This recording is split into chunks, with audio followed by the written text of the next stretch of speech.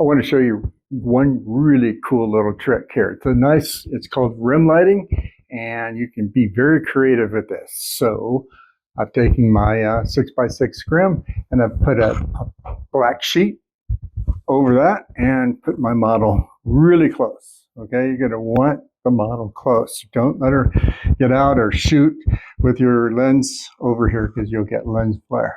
Okay, so model close. That I've got a, here, we'll just take you in the back here.